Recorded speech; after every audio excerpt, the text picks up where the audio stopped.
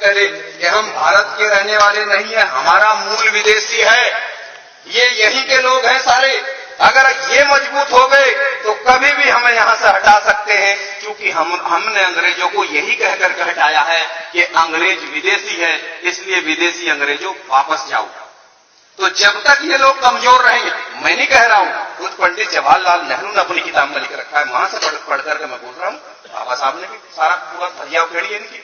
इसके अलावा एक किताब लिखी महापंडित राहुल साकरदेन, ब्राह्मण, बहुत बड़ा विद्वान था, उसने लिखी ओल्गा टू गंगा। ओल्गा नदी रूस में, गंगा नदी भारत में। उस किताब में पूरा वृत्तांत है, पूरे डायलॉग है, उसके अंदर प्रमाण दिए गए, लिखा गया। उसमें क्या लिखा कि किस तरह से आर्य ओल्गा नदी के तट से चलकर गंगा नदी के तट तक कैसे कैसे पहुंचे, उसमें लिखा हुआ है।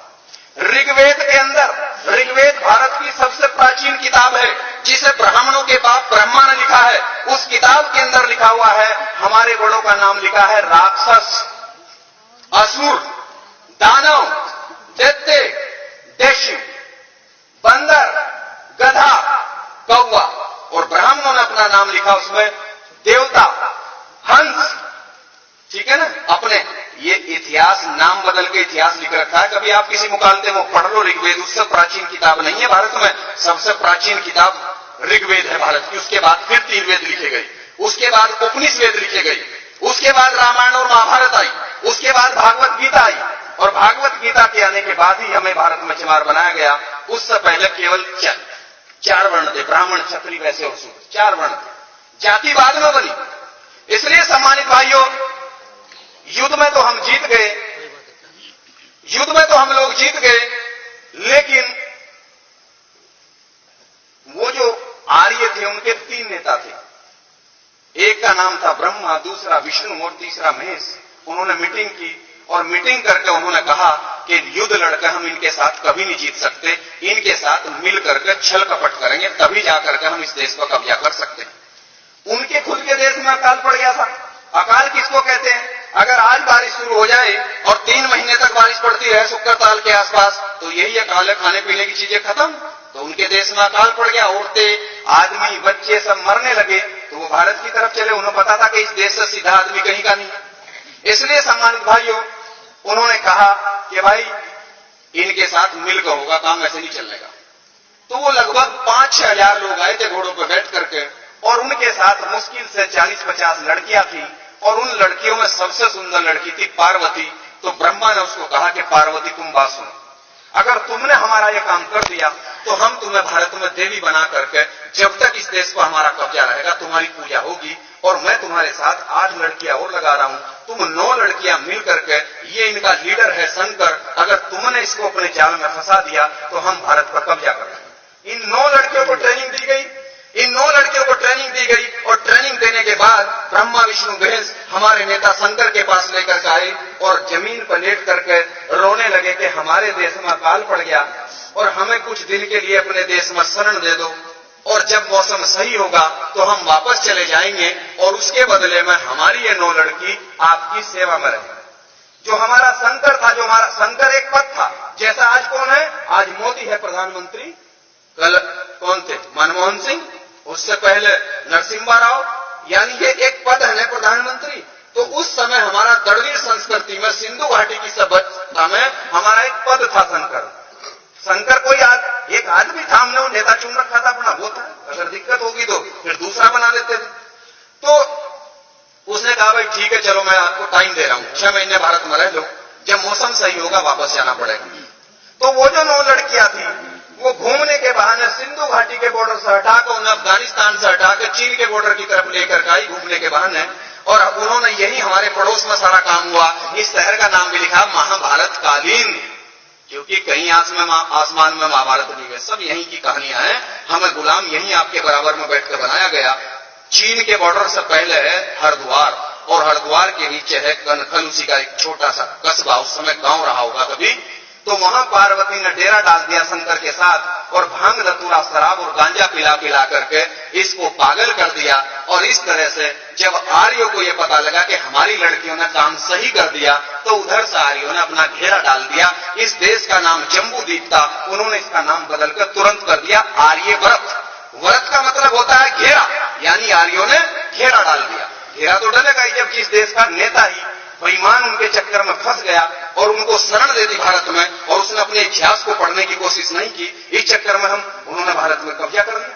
कब्जा करने के बाद उनकी फिर मीटिंग हुई। हम लोग तो साल में एक बार आते हैं, और ये मैं आपको बता रहा हूं कि अगर आप रोजाना बैठ करके इस तरह से बात नहीं करोगे गांव-गांव में, तो 5-4 साल का समय है आपके सामने, मैं उसको रखूं आपके सामने। लेकिन पहले मैं ये कहानी आपको जरूर बताऊंगा, क्योंकि हमारे अनपढ़ तो छोड़ दो, जो पढ़े लिखे लोग हैं उनको समाज का पता नहीं है। उनको जिसने जो कह दिया, कोई दलित बताता है हमें, कोई हरिजन हमें बताने लगता है, कोई हमें नीच बताता है, और ब्राह्मणों ने सारी किताबों में हमें शुद्ध लिख करके नीच लिख रखे हैं। तो जब तक हम इसका विरोध नहीं करेंगे तब तक तो ये ऐसे ही चलती रहेगी परिपाटी। हम क्यों माने, देश हमारा है। हम तो इस तरह से जब ये अंग्रेजों के खिलाफ आंदोलन चला सकते हैं, तो हम इनके खिलाफ आंदोलन चलाएंगे कि देश हमारा।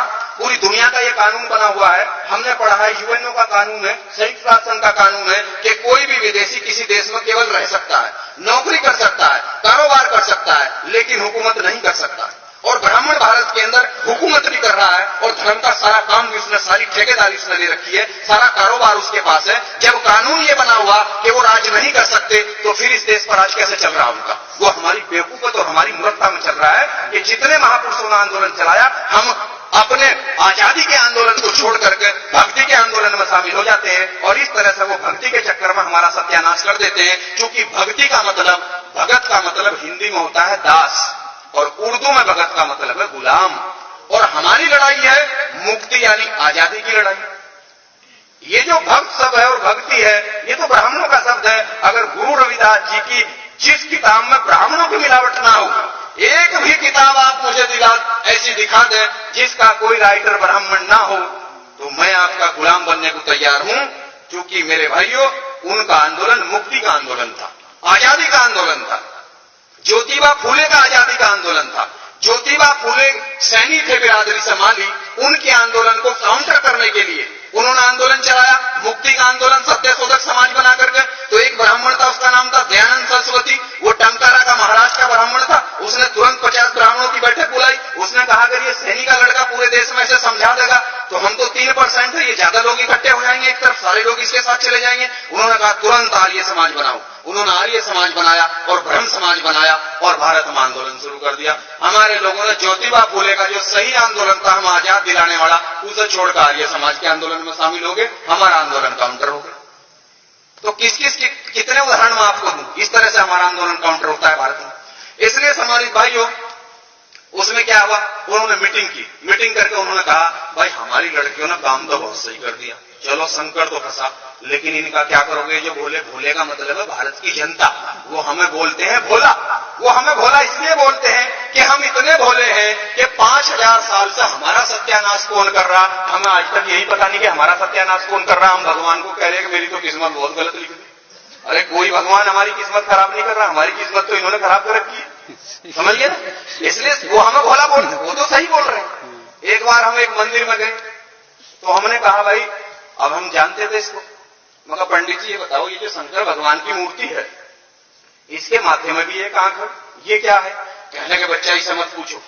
आज क्यों नहीं बताओ मगर इसके बारे में? कहने लगे अगर भोले ने आंख खोल ली तो धरती पर परले आ जाएगी। परले, अगर इसकी संधि विच्छेद करो इस शब्द की, तो पर का मतलब होता है पराई, और लय का मतलब होता है व्यवस्था। यानी अब उनकी व्यवस्था इस देश में, तो ये व्यवस्था पराई हो जाएगी। और अगर भोले ने आंख खोल ली तो व्यवस्था तख्ता पलट हो जाएगा, परले आ जाएगी। तो इसका मतलब क्या, भोले कौन है? हम। और यहाँ क्या होता है? दिमाग, बुद्धि। तो उनको ये डर है कि जिस दिन इन भोलों की बुद्धि खुल गई कि हमने इनका सत्यानाश कर रखा, तो ये भारत में आंदोलन खड़ा करके हमें भगा सकते हैं। इसलिए उनके संकेत हैं, उनके संकेत हैं। जितने देवी देवता और जितने उनके सारे देवता हैं, किसी के गले में सांप भी है शंकर के अलावा, शंकर के गले में सांप है, ताकि ब्राह्मण का बच्चा भी पहचान ले, अच्छा सांप। सांप क्या? नाग। उसके गले में क्यों डाल रखा? क्योंकि हम सब लोग नागवंश के हैं, ताकि अगर कोई ब्राह्मण का लड़का या लड़की आए तो वो तुरंत उन्हें देखकर पहचान लगा, क्योंकि उन्हें अपने वंश का पता है। गधे तो हमें पता नहीं है। उनके तो 7 साल के बच्चे को भी पता है कि वो किस नस्ल के लोग हैं। उनकी नस्ल अलग है और हमारी नस्ल अलग है। वो अपने इतिहास को जानते हैं, हम अपने इतिहास को नहीं जानते। वो तो उसका सांप देखते ही पहचान लेते हैं, अच्छा ये आदमी हमारा नहीं है, क्योंकि वो हमारा आदमी है, क्योंकि नागवंश के लोग हमें। है? तो उन्होंने बता रखा है नागवंश का साथ इसने हमारा दिया था, और ये आदमी हमारा नहीं है, क्योंकि वो जिसका इस्तेमाल करते हैं बाद में 4 लात उसको जरूर मारते हैं, उसे गद्दार भी वो ठहराते हैं बाद में, पहले साथ लेते हैं फिर उसको गद्दार ठहरा देते हैं बाद में। हनुमान जी का भी उन्होंने ऐसे ही किया था। पूंछ कितनी बड़ी लगा रखी है, पिछड़ी जाति का आदमी था, कितनी बड़ी पूंछ है। और कुछ पागल लोग क्या कहते हैं, उस जमाने में भाई पूंछ होती, अरे अगर वो बंदर था तो बंदर जो है आदमी की तरह कैसे बात कर लगा भाई, बंदर आदमी की तरह कैसे बात कर लगा, लेकिन आदमी की तरह बोलता था। और अगर उस जमाने में सभी का पूंछ होती तो जब हनुमान जी की इतनी बड़ी पूंछ थी तो राम जी की इतनी सी होनी चाहिए, होनी तो चाहिए थी।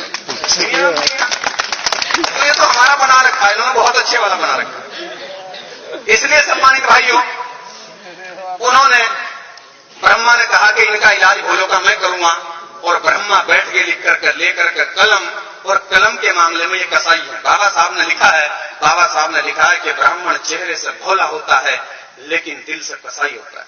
और जब वो कलम उठाता है, अंग्रेजों ने भी लिखा है, W.B. जॉर्ज अंग्रेज ने लिखा है कि जब ब्राह्मण कलम उठाता है तो वो उससे लोगों को अधिकार वंचित करता है, वो सबको अधिकार से महरूम करता है, वो किसी को अधिकार नहीं देना चाहता, अधिकार वो अपने पास रखना चाहता है, बाकी सबको वो गुलाम बनाकर रखना चाहता है। जब भी वो कलम उठाता है तो ब्रह्मा ने कलम उठाई, और कलम उठा करके उसने लिखा ऋग्वेद, और ऋग्वेद लिख करके उसने कहा पूरे देश में ढूंढी पिटी कि भाई यह किताब भगवान ने लिखी है। अब भगवान कौन, हम समझ रहे कि भगवान ब्रह्मा उनका बाप था, उनका नेता था, जैसा हमारा नेता शंकर था उनका नेता वो था।